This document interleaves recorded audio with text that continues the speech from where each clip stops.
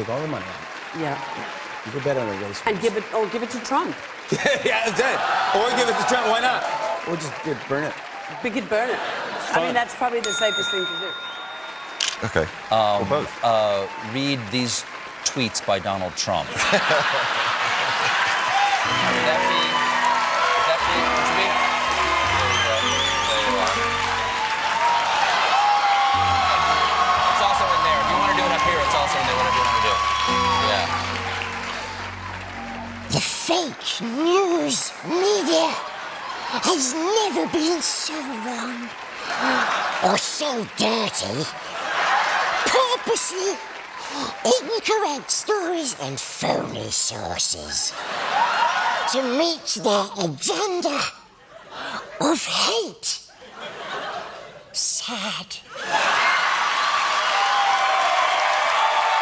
What do you think about this perspective? If you agree, please comment 1 in the comment section. Under the bright lights of the studio, Cate Blanchett and Andy Serkis, 2 silver screen icons with the ability to turn any role into gold, came together on air, not to receive flowers, but to hurl sharp satirical arrows at Donald Trump and Melania. Blanchett, with a meaningful smirk, suggested take all the money out to bet on horses. In contrast, Serkis, no less witty, suggested give it to Trump or burn it, as if the two were discussing what to do with a luxury decoration that Melania might have chosen for the White House. They also made fun of Trump's passionate tweet about fake news, where he screamed like a rejected poet, while Melania, presumably, stood behind the curtain adjusting her sparkling dress, completely unconcerned with the ridiculous drama her husband was directing.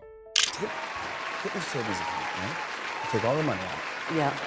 You could bet on a race. Blanchett opens with a sly smile, as if she's just come up with a more original way to spend money than Trump's. Take all the money out, a suggestion that sounds like a joke but is implicitly satirizing Trump, who is probably used to cashing out on projects only to have them collapse like dominoes.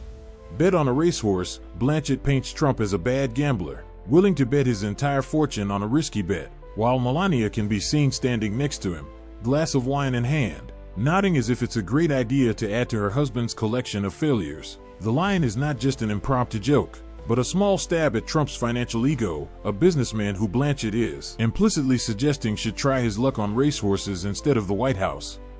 The fake news media has never been so wrong or so dirty. Purposely incorrect stories and phony sources to meet their agenda of hate. Sad.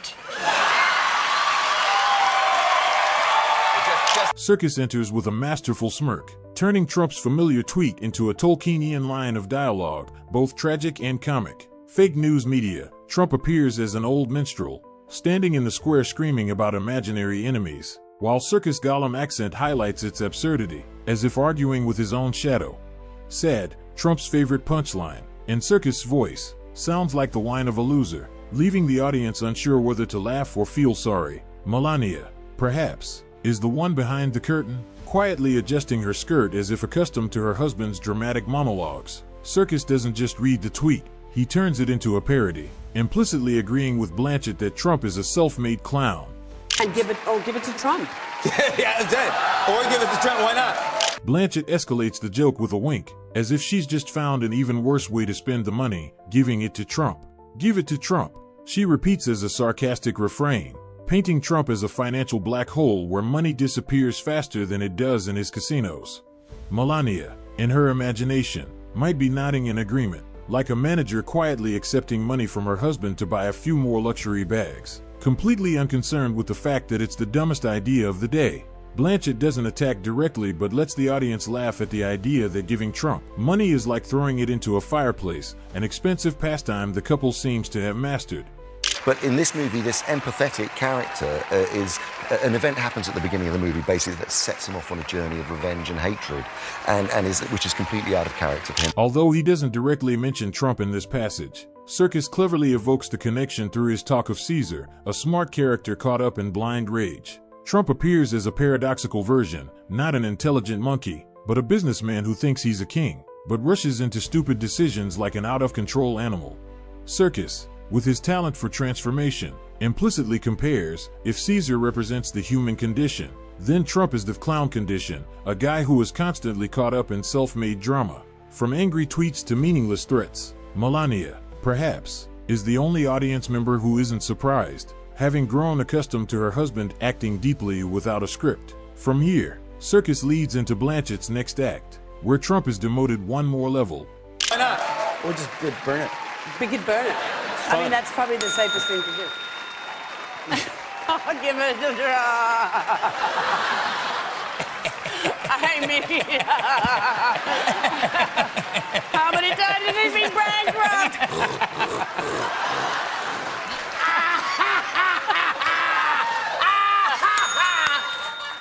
After suggesting giving the money to Trump, Blanchett laughs, as if realizing there's a smarter way to handle it. Burn it. Burn it. A suggestion that sounds like a joke but implicitly mocks Trump as a bad investment, where money goes up in smoke faster than his failed real estate ventures. Melania, in her imagination, might be standing by the fireplace, nodding as if this is a sensible way to keep the White House warm during the chaos. Safest thing to do is the final straw. Blanchett makes Trump out to be such a financial disaster that it's safer to burn the money than to give it to him. This not only connects to her original idea but resonates with Serkis, as if they're both laughing at the idea that Trump and Melania are the perfect pair to turn everything into ash. I mean, almost as absurd and ridiculous as a kind of a man who has filed for corporate bankruptcy 4 times, who's running the largest economy in the world. Blanchett ends the joke about money with a slight shake of her head, as if she had just told the most absurd story in Hollywood. Filed for corporate bankruptcy 4 times, Trump appears as a brilliant businessman in his way, a gambler who left behind a debt pile larger than the towers that bear his name. Running the largest economy in the world, a sarcastic wink, as if Blanchett is asking, who would give this guy the keys to the treasury? Melania, perhaps, is the only one who is not surprised, having become accustomed to her husband turning failure into an art form of bragging. This line connects to Serkis' scene, where Trump is the out-of-control clown, and here Blanchett elevates him to king of bankruptcy, a role that both stars find both amusing and disturbing. Cate Blanchett, with the grace and wisdom of a master actress, brought up a unique concept of marriage in her talk, the black bag, a secret space that every couple needs to keep the relationship running smoothly. When we apply this idea to the marriage of Donald Trump and Melania, we see a humorous and suggestive picture, where the black bag is not just a tool but can be the foundation of their existence. I think every marriage needs a black bag. I'm so glad you said this, because that's exactly where I was going. Yeah. Like, the black bag is like, we don't talk about it. Blanchett opens with a secret smile, as if revealing the golden secret of every marriage, the black bag, where unanswered questions are kept safe. For Trump and Melania, the black bag seems to be more than just an idea, but a real treasure in their life together. Imagine, Melania walks into a room, glass of wine in hand, asking Trump, "What were you doing at the White House today?" Only to receive a shrug and the reply, "Sorry, black bag." Or Trump, with his signature blonde hair, turns to Melania and asks, "Where did you go all day yesterday?" And she replies with a cold stare, "Black bag." Blanchett hints that in a marriage like theirs, where the spotlight shines on every corner, the black bag may be the only way to keep things from falling apart. A secret space that they both understand. Don't ask, don't tell, just let it sit in the dark. Well, it's like it comes from the tradition of spies putting their secret documents into a black bag, and once that black bag is locked, no one can know what's in it. She elevates the concept with a playful wink, comparing the black bag to the world of espionage, where secrets are locked tight and no one dares to open them. For Trump and Melania, the black bag seems to be a giant safe, containing not only documents but also the secrets of their lives together. Think about it, Trump, with his loud style and unexpected tweets, can stuff in stories about failed real estate deals or discussions with advisors that Melania doesn't need to know about. Meanwhile, Melania, with her mysterious and quiet demeanor, can hide in her black bag long shopping days or her true thoughts about her husband's speeches. Blanchett quips that their marriage is like a spy mission, both are spies in their play, and the black bag is what keeps them from revealing themselves to each other or the world. So in order for their marriage to function, when they go on separate operations, when they ask one another details, they say, "Sorry, black bag." Blanchett chuckled as she described how black bags help couples operate, especially when each person has a separate mission. For Trump and Melania, Separate operations seems to be the perfect description of their lives. Trump is busy with meetings, angry tweets, and shocking statements, while Melania quietly appears at events, maintaining a perfectly impassive face. If Melania asks, "What did you do with your lawyer today?" Trump can shrug, black bag, as if it's a state secret not worth discussing. Conversely, if Trump asks, "What did you say to the press about Be Best?" Melania can simply smile, sorry, black bag, and continue walking in her high heels. Blanchett hints that their marriage doesn't need transparency to survive. The black bag is the key to keeping the two at a safe distance, more like fellow spies than a romantic couple. So, like, if I said to my husband, "Did you take the trash out?" he could say, "Sorry, black bag." Yeah, or why did you come home at 3 a.m. last night? Black bag. Blanchett ends with a smirk, using the black bag in everyday situations to illustrate its convenience, and unintentionally drawing a humorous scenario for Trump and Melania. Imagine Melania, in a monotone voice, asking Trump, "Did you clean up the papers in the Oval Office?" only to receive the familiar sorry, black bag, as if it were someone else's job, not the great president. Or Trump, after a long night at Mar-a-Lago, being grilled by Melania, "Why are you home so late?" and he responds, black bag, with a smug smile, as if that's the answer to everything. Blanchett gently quips that for Trump and Melania, the black bag isn't just a way to avoid questions but a perfect escape route from small, trashy matters to bigger secrets that neither wants to dig into. A marriage that runs on calculated silence, right? Donald Trump and Melania, America's golden couple, are not only the center of politics but also a colorful marital drama, where each plays a separate role under the never-ending spotlight. Through the eyes of the public, they appear like a long-running drama. Trump is the noisy director, Melania is the quiet supporting actor, and together, they create a story that is both worth watching and worth laughing about. Let's explore this relationship through each scene, where satire lurks in every imaginary line and every wordless shrug. Donald Trump entered his marriage with Melania like a self-styled director, holding a script full of grand statements and spotlights. For him, marriage seems to be another business, not to build, but to show off. Imagine Trump, in his familiar suit, turning to Melania on their wedding day and saying, "This is going to be the greatest marriage. No one will do it better than me. Believe me," as if he were addressing a crowd rather than exchanging vows. Melania, with her perfect smile, perhaps just nodded, like a professional actor who knows her role. No need for long lines, just showing up at the right time. The way Trump turns everything into a stage, from the White House to Mar-a-Lago, makes one wonder, is this marriage a relationship or just another episode of Trump, the Greatest Show? From Trump's noisy opening, the camera pans to Melania, the mysterious woman with a cold appearance and unpredictable demeanor. She enters the marriage as a quiet star, always keeping just enough distance to avoid being caught up in her husband's whirlwind of drama. Picture Melania, coffee in hand, standing by the window watching Trump speak on television, whispering to herself, "Just another day of this circus." Campaigns like her Be Best sound like hastily written lines, but the way she keeps her face impassive amid Trump's scandals is a remarkable performance. One wonders, is Melania really in this play, or is she just an unwilling spectator, pulled onto the stage because of the ring on her finger? While Trump keeps talking, from angry tweets to unscripted boasts, Melania responds with small nods or blank stares. From the quiet behind the scenes, we move on to the times when Trump and Melania had to co-act in front of the camera. Who can forget the moment when Melania dodged Trump's handshake on the red carpet, or the time she stood next to him with a look that said, "I'm here for a contract, not because I like it"? Trump, in his usual style, could shout to the crowd, "Melania is the best first lady. There is no one like her," while she just smiled awkwardly, like an actor who forgot her lines but still tried to keep her composure.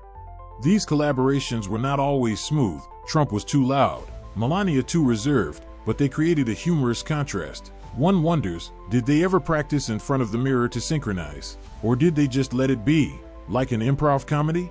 Finally, after the awkward solos and collaborations, we come to the big question: what is the marriage of Trump and Melania? A contract signed under a flashbulb, or a strange fate from which neither can escape? Trump may see this as a successful business deal, a perfect trophy wife to show off to the world, while Melania, with her quiet intelligence, may see this as the longest role of her career. Imagine Trump, after a long day, sitting next to Melania and saying, "We are the greatest couple, you know?" And she just shrugs, "If you say so." The way they exist together, one shouting, one silent, is like a play that needs no clear ending, perhaps, as a line left unfinished. This marriage is proof that sometimes, to survive on the big stage, you don't need love, just know how to act. From fervent supporters to cold-blooded skeptics, the public's reaction to them reads like a thick book, filled with tear-jerking pages and head-shaking lines. Let's explore how Americans view this marital drama from each angle, where Trump and Melania are the butts of silent satire. To the red MAGA-hatted crowd, Trump and Melania are the epitome of the American dream, a real estate mogul and a supermodel. As if they stepped off the cover of a glossy magazine, they imagine Trump, with a familiar wave of his hand, shouting to the crowd, "Melania is the greatest first lady. There is no one like her," and his supporters nod, as if it is proof of his greatness. Melania, with her unchanging smile, is seen by them as the jewel next to King Trump, the perfect wife who knows when to stand still and when to keep quiet. But the way they cheer, this couple is a model for every family, makes people laugh. What kind of perfect family is a husband who shouts like a megaphone and a wife who stands still like a statue? It seems to this group that Trump and Melania's marriage is a brand, shiny, grand, but hollow inside like an unrented Trump Tower. Skeptics, from Twitter commentators to the sitcom crowd, view Trump and Melania through a lens of suspicion, with barely concealed smirks. This is a contract, not a marriage, they whisper, as if Trump had signed a deal with Melania, he to give her the glamour, she to give him the image of a stable family. People in this corner of the world don't believe in love, but rather see a transaction. Trump needs Melania to look normal, and she needs him to keep her role as First Lady, a play whose ending the audience has already guessed. Between the extremes of fascination and skepticism, most Americans seem to shrug at the Trump-Melania marriage as if it were a new episode of a reality show they're too lazy to change the channel on. They see Trump blathering about America is great and Melania standing by with a blank expression and think, just another day in the Trump circus. An ordinary person might say to a friend in a coffee shop, I don't know if they love each other or hate each other, but at least it's better than Sunday afternoon movies. The way Trump turns everything into drama, from scandals to tweets, and Melania stays silent like a statue, makes them laugh. This is not a marriage, but a soap opera, where the script repeats itself but still attracts attention. For this group, Trump and Melania are not worth arguing about. They are just an odd couple to entertain when the news is too boring. Then there are Americans who enjoy finding joy in Trump and Melania's awkwardness, as if each appearance is a comedy sketch. They remember the moment Melania brushed Trump's hand off in Israel, or the time she wore an "I don't care, do you" shirt when Trump was being criticized, and giggle, is she trolling him or is she just being mean? Trump, with his flamboyant style, is satirized as the husband who tries too hard to impress, while Melania, with her coolness, is the wife who unintentionally turns his efforts into a farce. One might post on social media, Trump thinks he's the king, but Melania holds the remote, muting him at any moment. For this group, their marriage is a treasure trove of memes, no need to dig deep. Just watch and laugh at the unexpected co-starring moments. Trump and Melania's marriage, through this imaginary lens, appears as a satirical two-part play. Trump as the loud director, Melania as the discreet sidekick, connected by silence and awkward performances.